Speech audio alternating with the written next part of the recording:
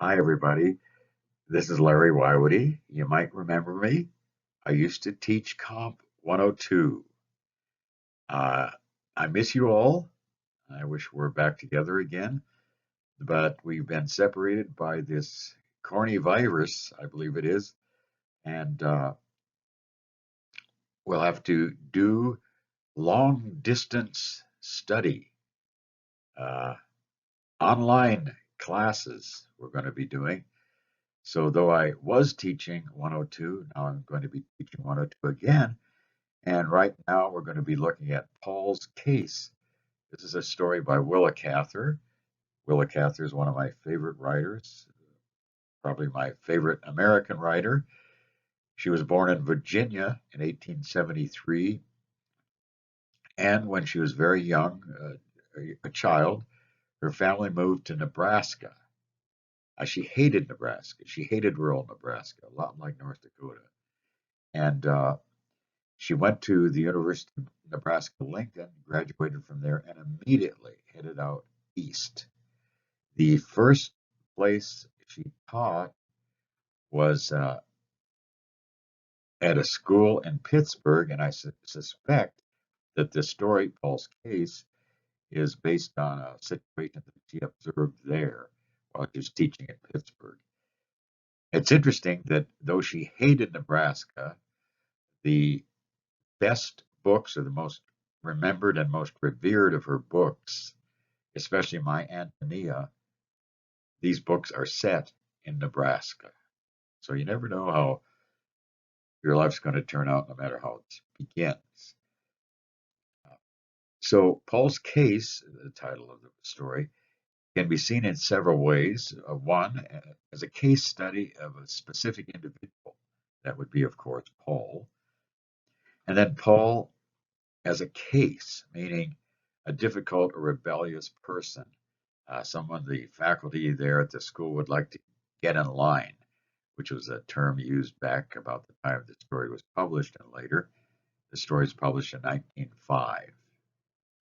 3 refers to the legal case that would be brought, or could be brought, we should say, against Paul, but is going to be dropped for reasons we'll discover. And then there's the investigative case that will eventually occur by the railroad line. Now, all four cases are valid, and it's interesting that they follow the chronology of the story itself in the order I put them here. So, to begin, Paul appears before a high school faculty to explain the misdemeanors, as the text has it, that caused his suspension from high school. Now, the big point here behind this whole story is that when Paul is looking at his teachers with contempt, he has this superior, self-centered attitude that suggests inner insecurity, and we'll see this unfolding through the whole story. It's the same attitude you see in people who get so damaged by politics they can't stand anybody with a view other than theirs, which is the result of a lack of personal inner confidence of the same sort we see here in Paul. The principal asks Paul why he's here. That's all principals do that. Why are you here, son? And Paul states that he wants to come to school. This is a lie. He hates school. He hates it here. His eyes have a hysterical brilliancy, as Cather describes him, and his attitude is hysterically defiant. This is the contempt that all the teachers know he has for them.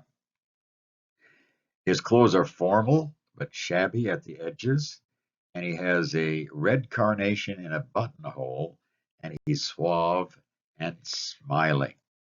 Oh, well, wait a minute. How many of these can he get? Looks like he's aged a lot in the time since. Well, the story set back in 1905. Well, let's move on. So Paul leaves this conference with the teachers whistling an opera chorus, a chorus from an opera. And instead of going home, he heads straight to his job. He goes to a Carnegie Hall, which is a museum and an opera house.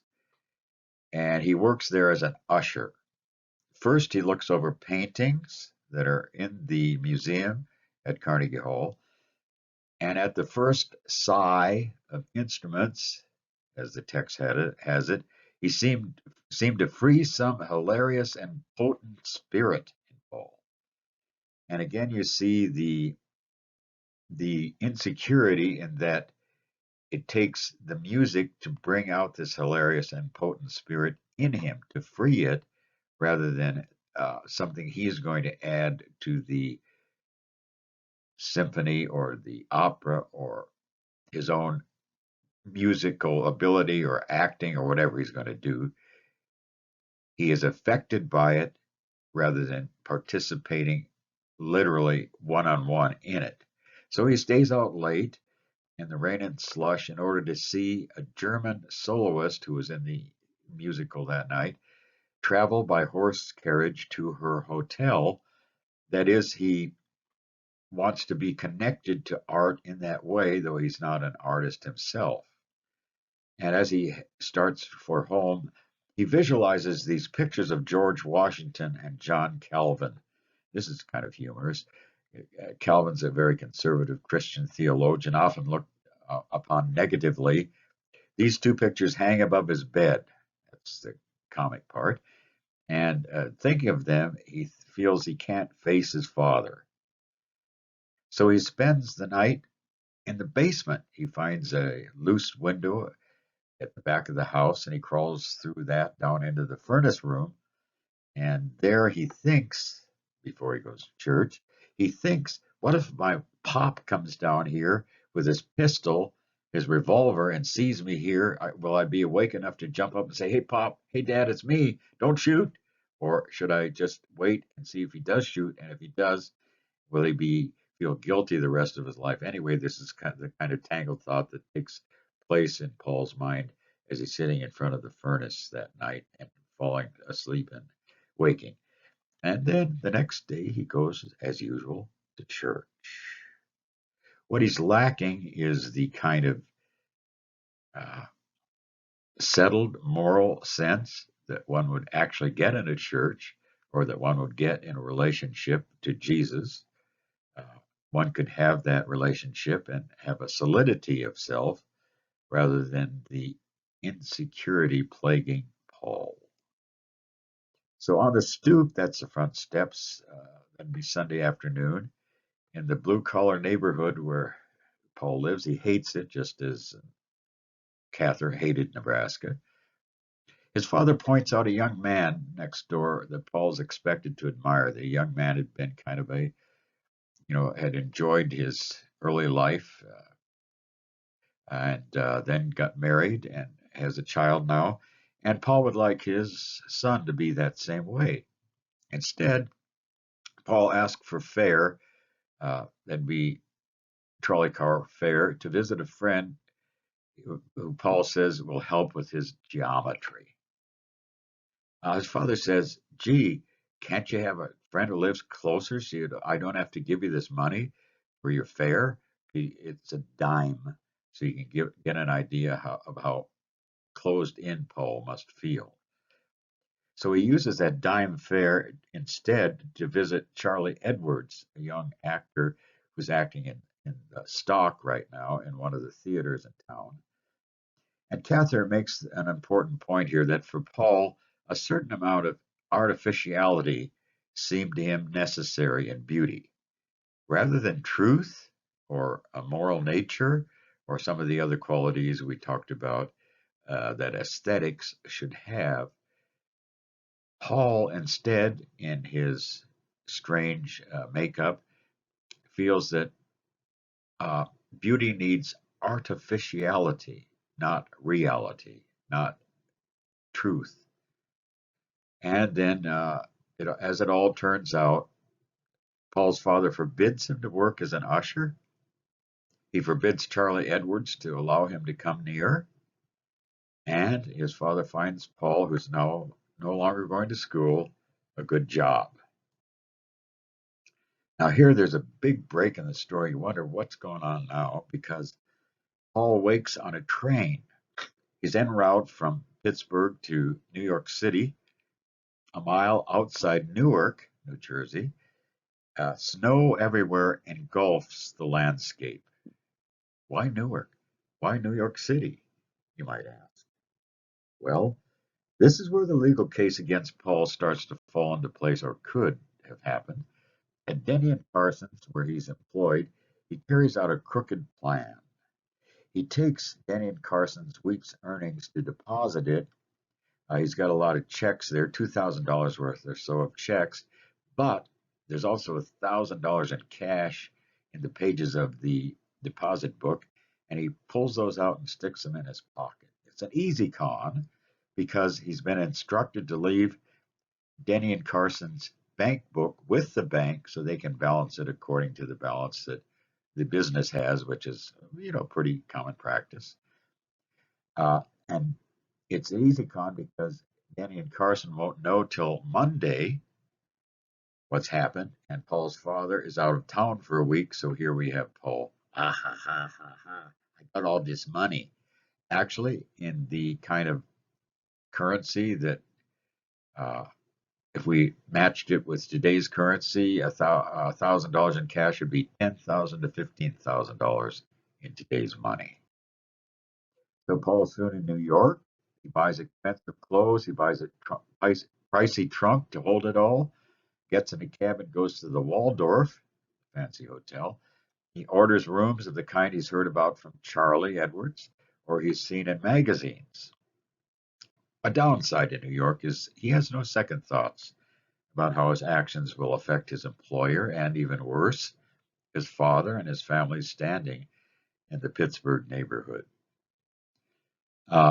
Again, we have a kind of a understanding of the underlying, you might say, a tragic flaw, or anyway flaw, whether tragic or not, in Paul, that he pays no attention to the selfishness of his crime, as he pays no attention to the selfishness of his attitude to be like artists, though he's not an artist, and to let their art fulfill him rather than pouring out from himself some sort of art.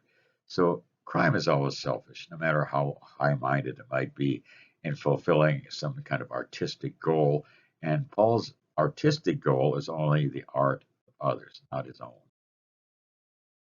So he's in this hotel, the Waldorf, and he travels downstairs where an orchestra is playing. He has a glass of champagne, missing the of there.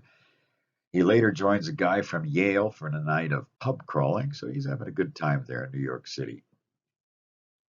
But after 8 days in New York, a Pittsburgh paper breaks news of his theft, of his embezzlement. But his father covers the amount, the $1,000. Imagine the savings he's got.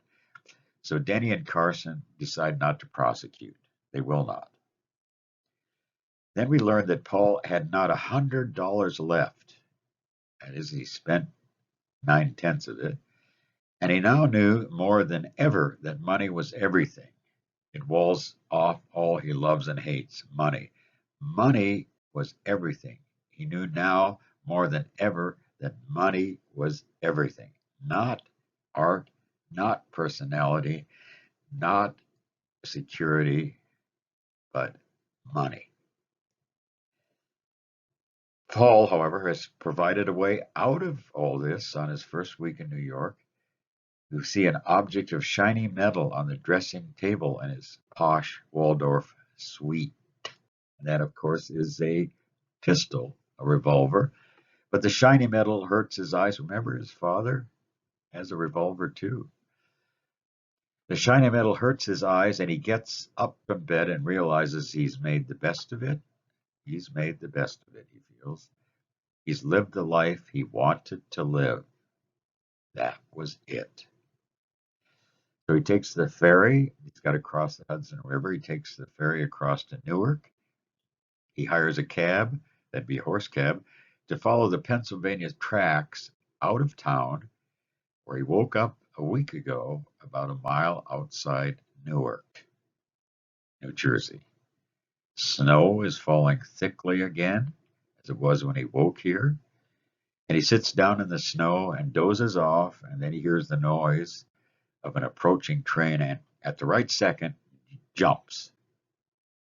And then we read, he felt something strike his chest, and that his body was being thrown swiftly through the air, on and on, immeasurably far and fast, while his limbs were gently relaxed. Then, because the picture-making mechanism was crushed, the disturbing visions flashed into black, and Paul dropped back into the immense design of things. In that design, the railroad company will investigate the case of this death, the death of Paul. The end.